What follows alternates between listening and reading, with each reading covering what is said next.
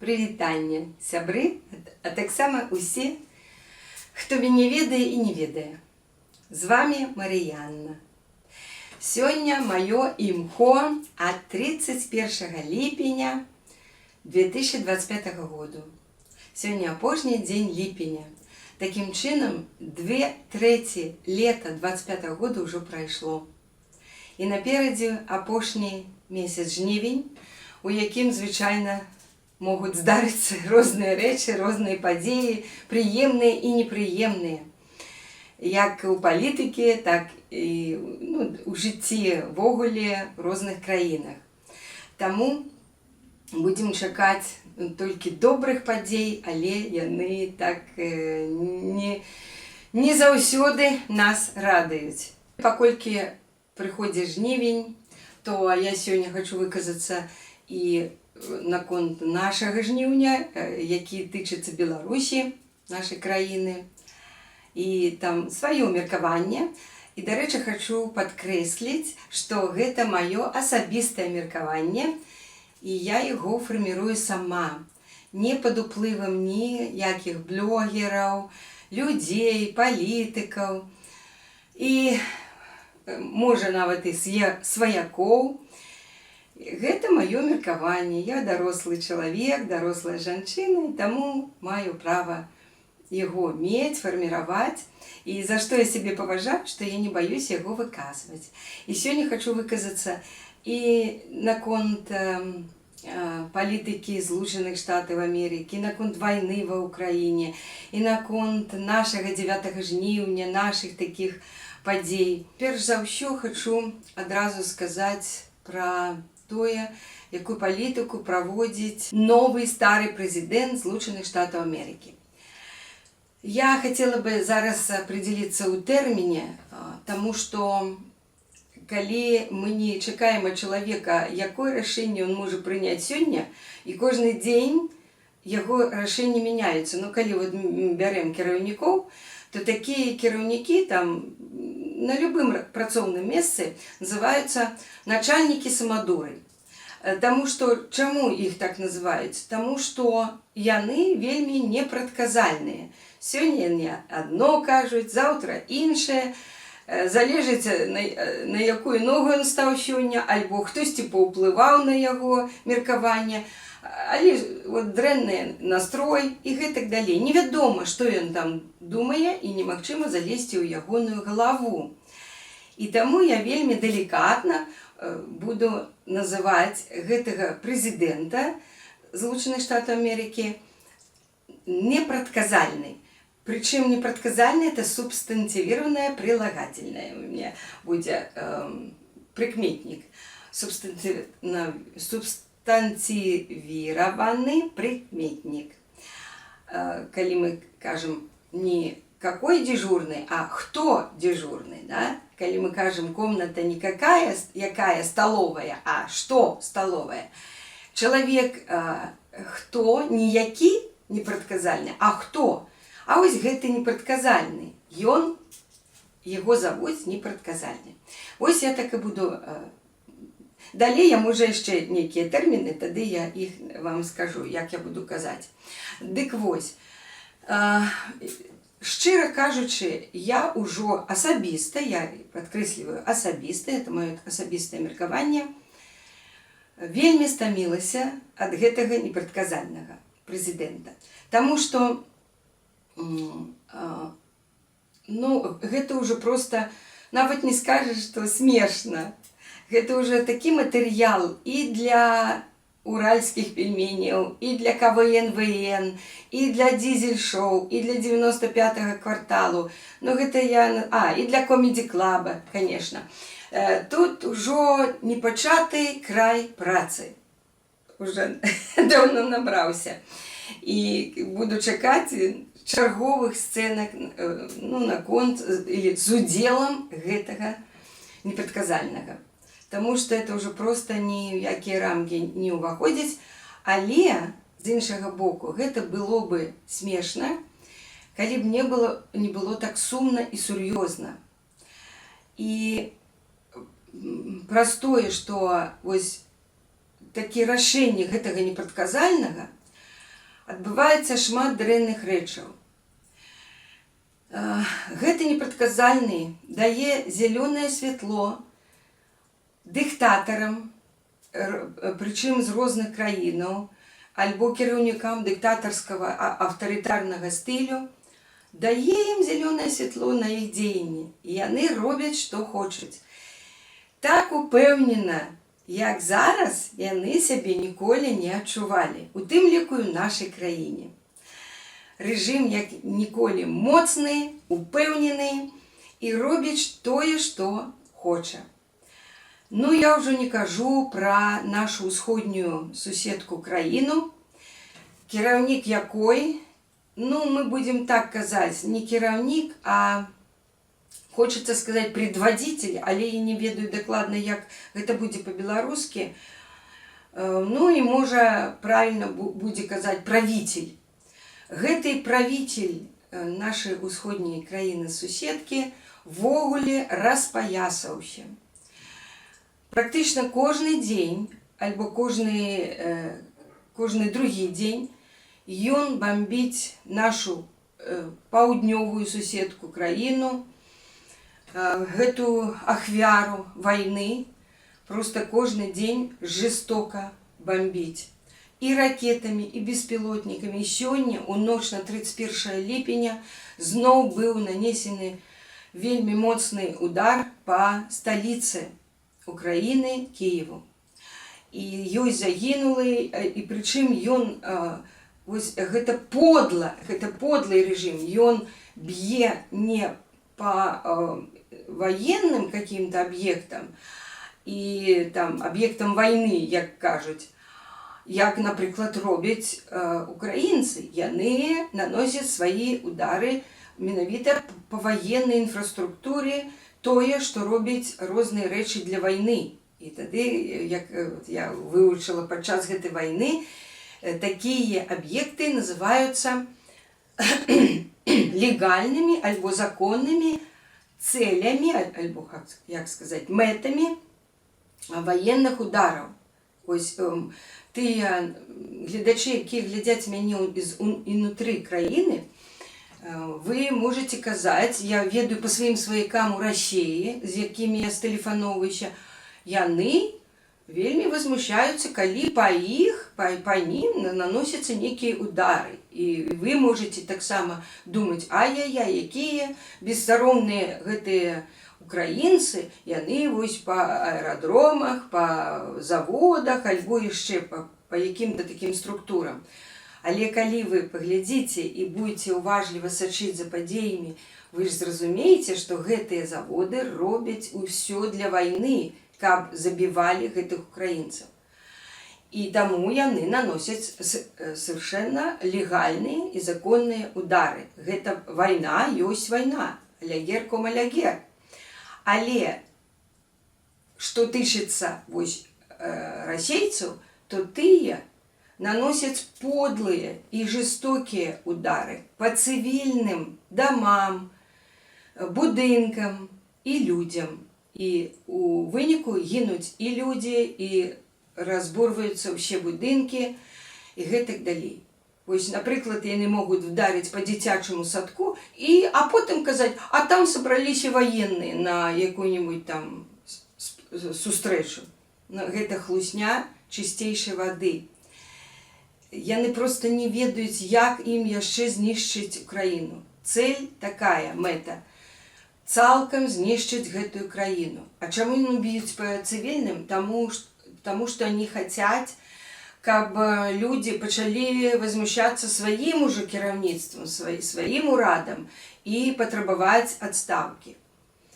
Значыць, што тычыцца вайны, да? Але я закончу наконт этого непрадказальнага.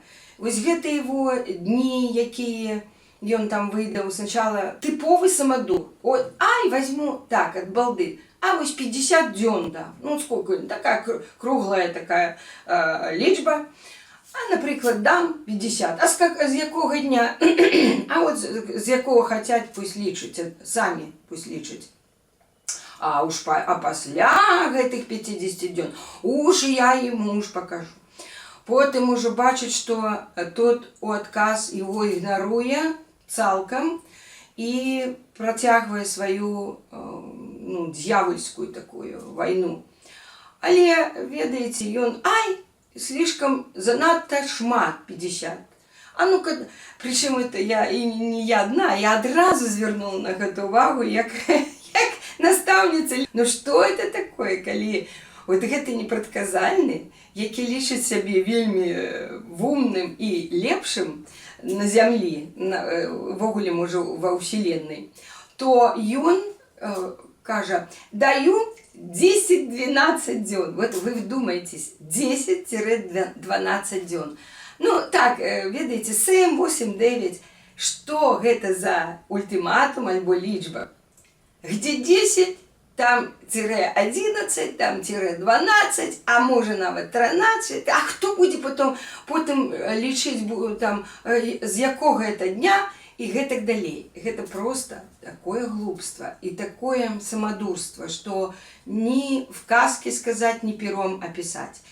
Але я чула і такое меркаванне, і я з ім таксама згодна, што, ну, па-першае, тое, што ён самадур і, ну, я так мягка скажу, не вумны чалавек. Не вумны. Не кажыце, што ён такі вумны, такі расчётлівы, такі шосьці прадумае, там шосьці думае. Не. Там ужо пачатак деменцыі. Але я думаю, што вот на што ён здольны, гэта ён робіць, можа, ну, как сказаць, часткова, спецыяльна, каб наадварот даваць магчымасць гэтаму агрэсару, правителю-агрэсару, рабіць тое, што ён робіць. Вось хочаш, ён адкрыта не можа. Володька, давай, зничтожай Украину.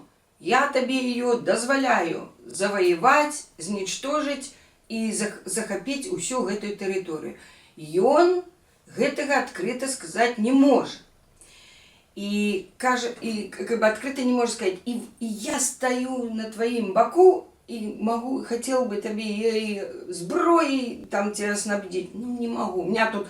І ён не можа не таму, што яму сумленне не дазваляе, а таму, што ён часткова боится все ж таки унутранной ситуации своих этих республиканцев, своих этих магаўцаў, якія могуць заклеймить его ганебством и объявить ему импичмент, вот, там ранее термину. И он гэтага частки боится, потому что он яшчэ не до конца побудовал диктатуру. А тое, что он будует диктатуру и адразу планаваў, я казала у адным своих першых вот таких выпусков, меркаванняў. Глядзіце у маім плейлисте «Моё меркаванне», по-моему, называется. Вось, глядзіце, там было. Я казала, что гэта ўсё про Америку можно забыть. Америка, ён пришел, калі вось ужо у студзені да ўлады, ён хоча пабудаваць і пачаў ужо будаваць диктатуру правлення аднаго чалавека. І таму ён яшчэ крыху пабаивается. Все ж таки пакуль такая система противовесов крыху дзейнічае у Злучаных Штатах. Які прыклад ён дае для кіраўніцтва, для систем у іншых краінах?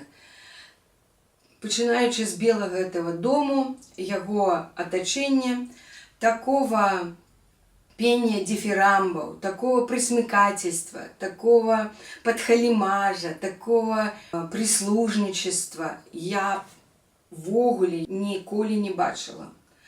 Но я могу сказать, нават і при нашей диктатуре, у нашей краіне, гэта ўсё ёсць, але оно не так відавочна, так бачна. Ну, как-то больше спокойно все робится.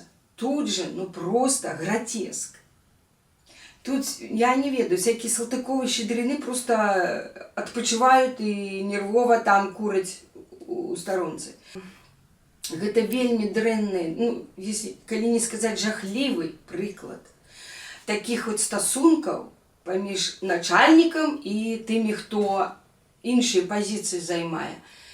Гэта такі жахлівы прыклад, які з вялікім задавальненнем, от што больш усяго мяне засмучвае, што усе астатнія, нават дэмакратычныя кіраўнікі ў дэмакратычных краінах падхопліваюць і падыгрываюць гэтаму непрадказальнаму. Калі гэты непрадказальны прыляцеў у Шатландію, я нават не ведала, што ў Шатландіі ў яго ёсць свой гольф-клуб уже даўно. Што значыць свой такі, ну ведаеце, такі кароль, царь. І ён прыехаў з сынамі, каб адкрыць яшчэ адзін гольф-клуб, які будуць кіраваць яго сыны, альбо адзін сын, альбо два, это уже не важно. Вот это вот кумавство, вось гэта сямейнасць, ён таксама падае гэты прыклад. Мы раней нас здзіўляла і возмущала, як адзін тут чэл наш свайго малодшага сына цёгае там за сабой з 4 гадоў.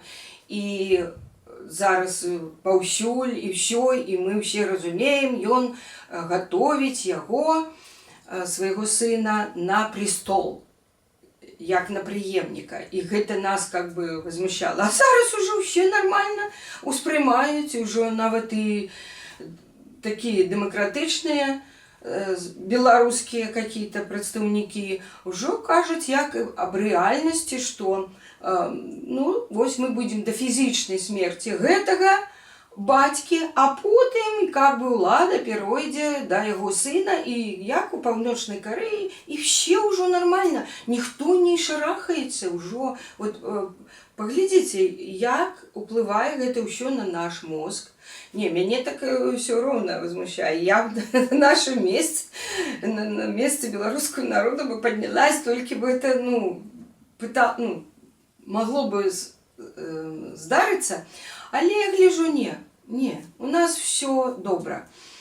Так что, и вось калі этот непрадказальны приехал в эту Шотландию, и мне так было, ну, просто брыдко.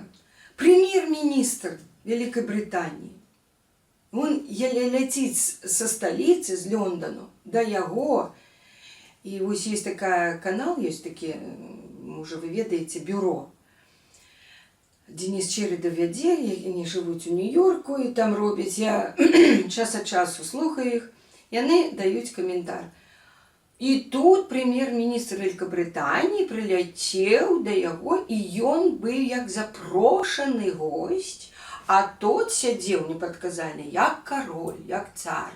А гэта да яго на полусогнутых, опять, и все-таки дифирамбы, и ой, мы вам удячные, вы малайчина, вы лепшие, да что мы без вас робили. Ну, я так гротескно кажу, это же не означает, что литерально так все казал и премьер-министр, и потом это Урсула прилетела, вся Европа легла под яго.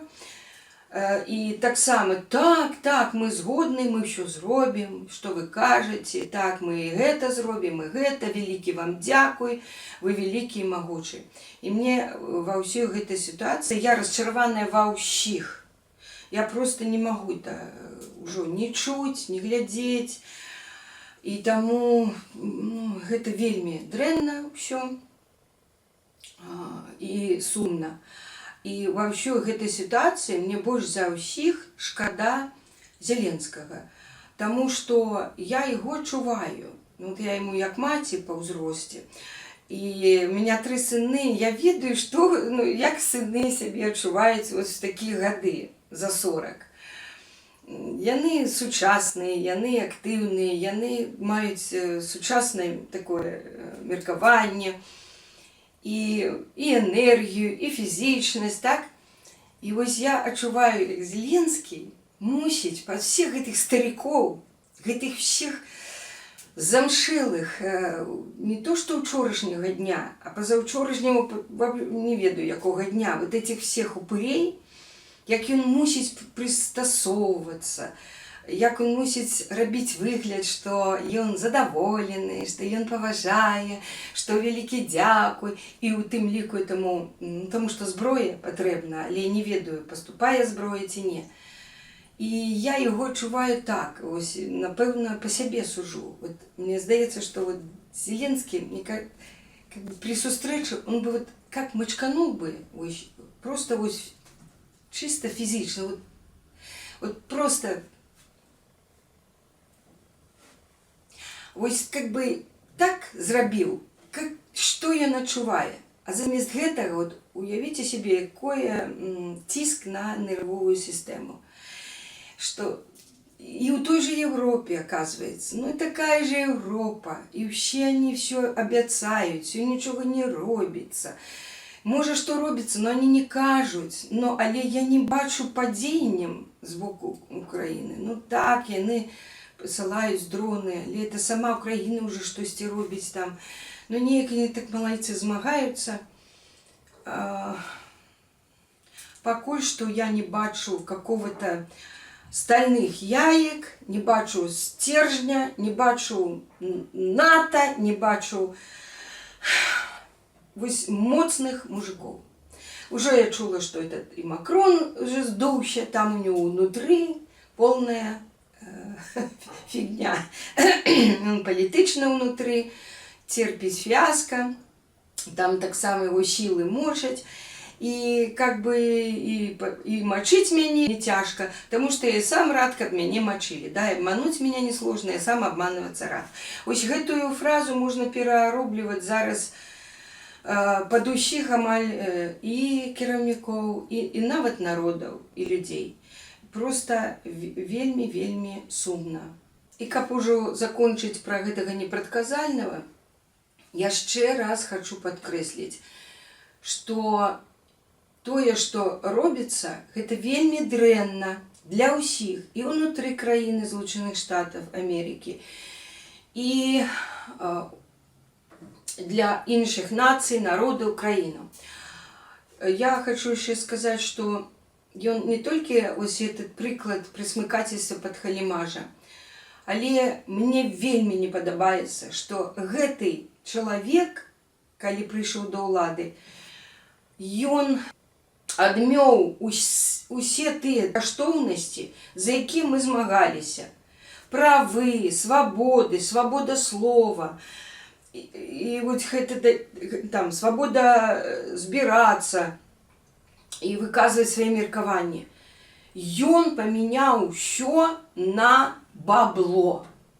Вот только гроши, миллиарды, миллионы, сделка. Я гэтое слово и не могу ни чуть, я его просто ненавижу.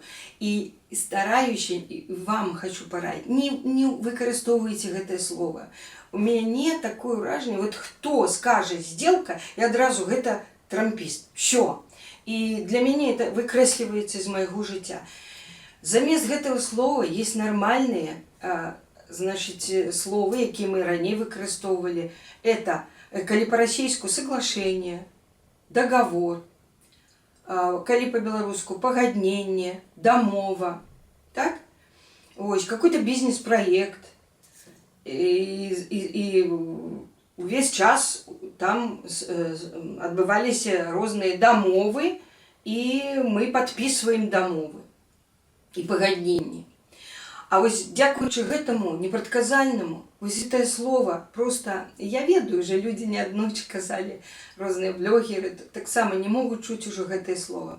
Але справа-то не ў самім слове, слово не вінаватае, але асацыяцыю, якую яно дае, а дае яно асацыяцыю как грошы.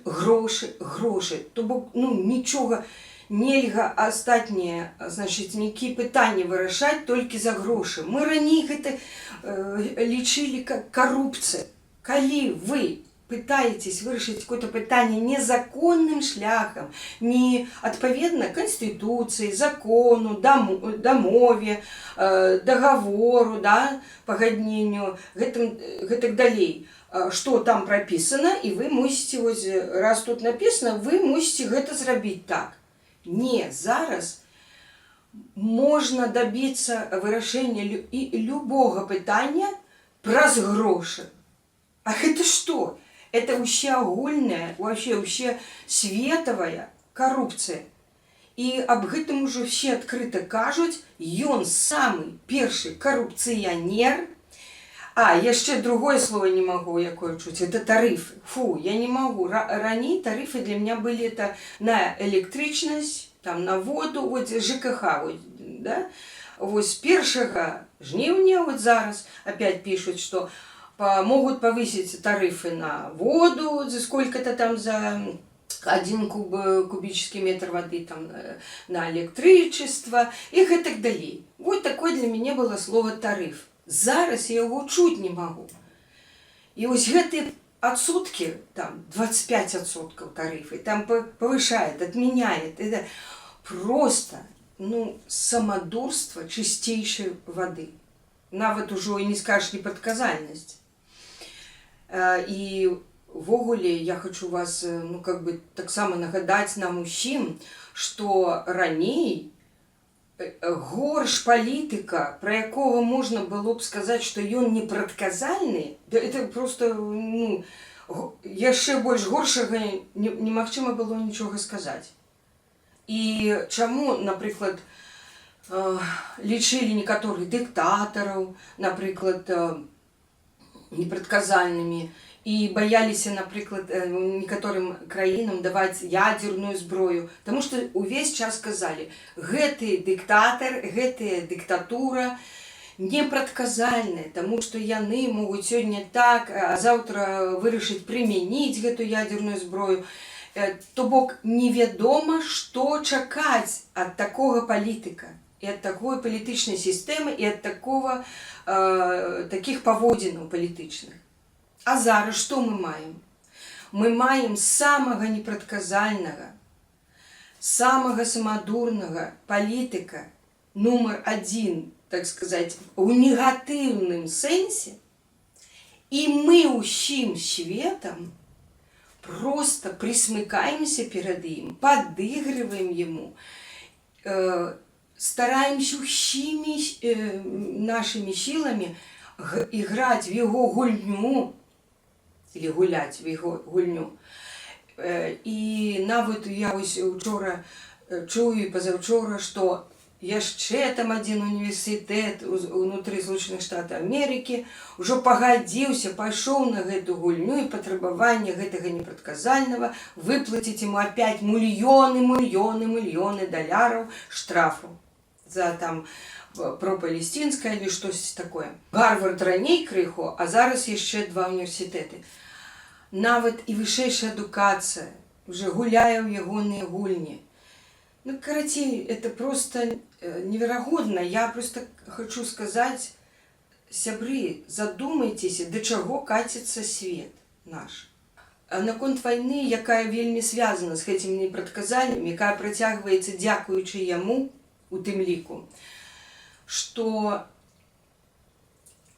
ну, з самага пачатку, калі яны пачалі, і ён прыйшоў да ўлады, і пачалося вось гэтае давайце перамовы аб спыненні вайны. Ну, я не разумею, і ўсе блогеры, нават якіх я паважаю, вот давай абмяркоўвайся, вось как там это, при каких умовах, і какие перамовы, і дзе они адбудуцца, і якія дэлегацыі, хто будзе. Ну, это просто... Я не могу разуметь, ну як дорослые дядьки, мужчины не могут разуметь, ну як можно поступать у выпадку войны. Один напал на другого, агрессор на жертву, на ахвяру. Какие есть выходы? Либо этот разбивает цалкам і перамагае, і заваёвае, і ўсё, на гэтым вайна скончваецца. Либо гэты адбіваецца, і спачатку, паколькі гэты напаў, ён спачатку адбіваецца, а потым ён пераходзіць у наступ, выціскивая со своих территорий гэтага агрессора войну, заходит на территорию агрэсара ідзе да цэнтра прыняцця рашэнняў і яго знічтажае.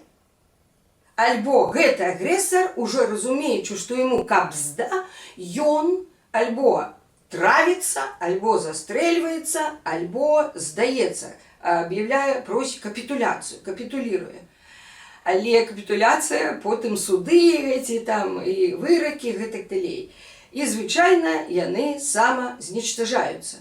Альбо іх забіваюць і знічтажаюць. Іншага не можа быць. Усе, зараз вы нічого так вам не нагадала, вот што я пісала. Гэта тыповая, тая самая вялікая айчынная вайна, пра якую вельмі любяць распавядаць гэтыя нашы упыры-дыктатары. Што яны любяць? Это ж іхняя ідэалогія. Ай-яй-яй-яй-яй-яй.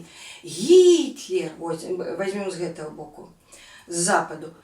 Такі дрэнны, такі фашыстюга, нацыст такі. Ай-яй-яй-яй-яй, без аб'яўлення вайны, раніцы, у 4 раніцы, які бессовесны, ён напаў на такую спящую краіну, як Савецкі Саюз, пачынае і Беларусь берасці, і как говорится, ад Балтійскага да Чорнага марей.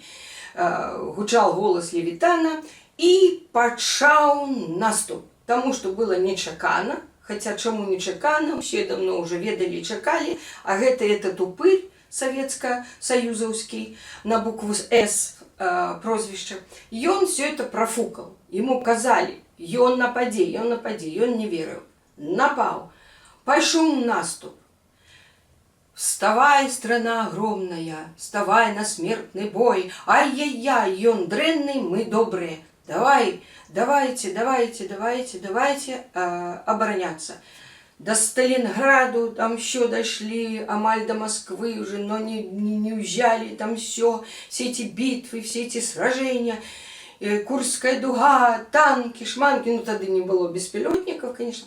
И тут, как я памятаю, как мы учили на уроках истории, коренный перелом у гэтай вялікай айчыннай вайне, Сталінградская бітва, і пайшоў абратны працэс. Што сталі рабіць гэтыя добрыя,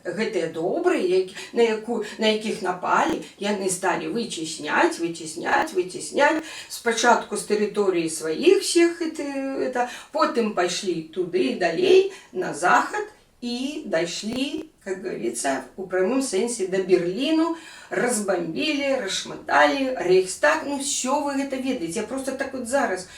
И той отравился, и свою ту каганную отравил, так? И эти так само пострелялись, туда-сюда, все разбежались, кто застаўся, над ними был суд, Нюрнбергский процесс. Якія маглі мы, от ви можете уявіць сабе, взрослыя дзядзькі мужчыны, у той час, якія могуць быць перамовы. Вось ён наступае. Давайте с Гитлером сядем за стол переговоров. Гитлер, давайте. Не, я не буду, я не хочу. А я вас не считаю законным урадом. Да? И все. Нет, давай. И вот это все. Давайте будем перамовы. Об спыненні огню. No comments, без комментариев. Давайте сначала на 10 дней, на 25 дней, на месяц спыним огонь. Гитлеру вы пропонуете. Я не могу. А зараз адбываецца ўсё наадварот. Агрэсар напаў на Украіну, і ён жа, гэты агрэсар, абвінавачвае, і гэты непрадказальны таксама былі моманты, калі ён казаў, самі яны, ахвяра, вінаватыя, што на іх напалі. І што яны не хочуць сканчэння вайны, а гэтыя не хочуць сканчваць вайну, таму што яны хочуць дасягнуць сваіх мэтаў. А якая мэта? Цалкам знішчыць гэтую краіну, і які называюць рэжым ужо, яны кажуць, мы напалі, вот Гітлер напал, а это Советский Союз Украины, да? І яны же і фашысты. А Савецкі Саюз, калі на яго Гітлер напал, лічыўся белым і пушыстым. Мы іх добрыя, мы гарой, а яны дрэнныя. А зараз они же опять напали, и яны добрые, белые и пушистые, они хочут завоевать, захватить, и они добрые. И все люди, шмат людей в России падтрымліваюць и кажут, и правильно, давно пора знішчыць гэтых украінцаў. Я чула неаднойчы.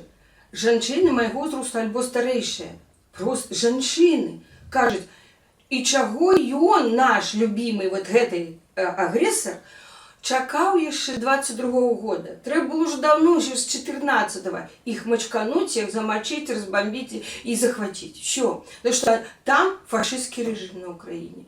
Як так можно думать, мыслить? Але калі гэта простыя жанчыны, ладно, не могу понять, зразумець, як гэта можа быць, каб думали яшчэ, дапамагаць, не дапамагаць, што рабіць, не рабіць. Но они прадказальны і ввогуле дзейнічае на баку гэтага агрэсара і проста не так адкрыта. Ён ему скараціў з 50 до 10 дзён-12, а ён зноў двойчы ўжэ альбо тройчы нанёс мацнейшыя удары. І ці будзе скараціць ли он этот 10-дзённы тэрмін?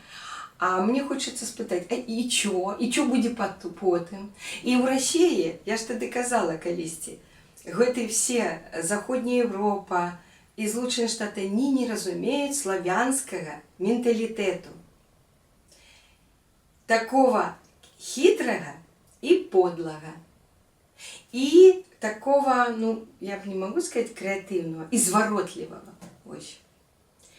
Вельми по-ангельски это вот devious. Есть такое. Devious mind. И это тычыцца и нашего режиму у нашей краине, які, калі вот этот агрессор, он открыто хотя бы уже наконт Украины и войны, то наш режим хитро подло удзельнічае у войне. Ну, але калі гэтыя все они не хочуць, они бачаць, может, разумеюць, але как бы робяць выгляд. Мы не хотим гэтага бачыць і ведаць, і агучваць, вербалізировать, ну его нафиг. Давайте чакаць до фізічнай смерти. І вось і мы маем тое, што маем. А калі казаць ужо скончыць пра вайну, то, конечно, ну ніякіх больш, не то што больш, ніякіх перамоваў, ніякіх дамоўленасцей, спынення агню, перамір'я, вот это слово, это все глупство. Найбольш умныя блогеры і аналітыкі кажуць, толькі военный разгром вот гэтай краіны-агрэсара. Под разгромом маю на увазе нават знічтажэнне рэжыму, які існуе у гэтай усходняй краіне. Як ужо гэты рэжым будзе знічтожаны, гэта іншая ўжо справа. Так што сітуацыя вельмі дрэнная і, на жаль, не бачна канца. Ну, кажуть, уже зараз это война на истощение обоих боков, так? И Украины это, но я не думаю, что Россия истощится. Это только, может, убросы самого ФСБ, что у них там дрянно все. Там той же Китай, той же и Паўночная Корея, и та же, может, и Индия, я не ведаю. Яны там допомагают. Допомагають, і там постоянно все поступает, что треба. І яны працягваюць, как тыя мошенники. Одна Украина, бедненькая, як птица Феникс, она израненная вся уже, все прымае гэты удар на сябе. За нас, за ўсіх. У меня сердце крывёй обливается, и кожны дзень я амаль тут раняю слёзы і плачу по украінцам і по гэтай краіне.